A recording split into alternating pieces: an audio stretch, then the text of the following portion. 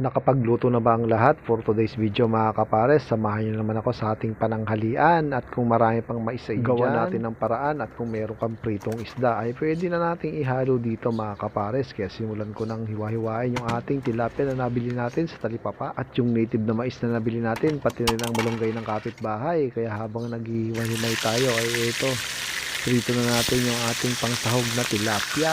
Naisip ko lang naman lutuin yung ganito at madali lang din naman hanapin yung mga sangkap na gagamitin natin dito. Kaya matapos natin na iprito, ibiniligtad ko nga muna yan. At habang nagpipit-pit na tayo ng ating bawang, ay shoutout dyan sa mga nag-iisip pa lang ng lulutuin. Sa ating mga followers dyan, sa mga nag-share po ng aming mga video, sa mga bagong followers, welcome po kayo sa aming channel. Tapos nga nating mahiwa-hiwa yung ating bawang, ay sunod naman natin yung ating sibuyas. At pagkatapos yan, sunod na rin natin yung ating mais. At sasamahan din natin yan ng bell pepper, dagdag ng aromatics at syempre yung malunggay ng kapitbahay ang magpapasarap dito mga kapares. At syempre fast forward na tayo kaya simulan na natin ang pagluluto. Naggisa na nga rin tayo ng ating sibuyas at nilagay na rin natin yung ating bawang.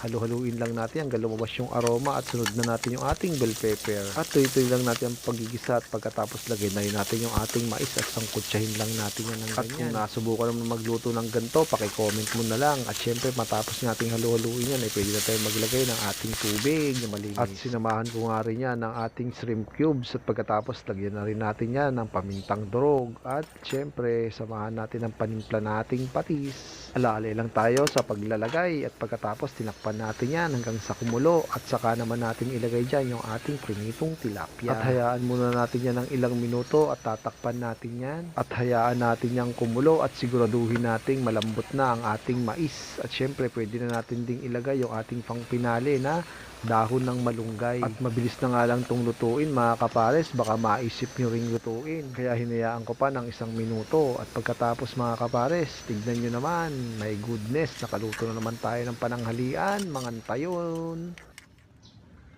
Baka hindi nyo pa nasubukan to mga kapares. Mais na may tilapia.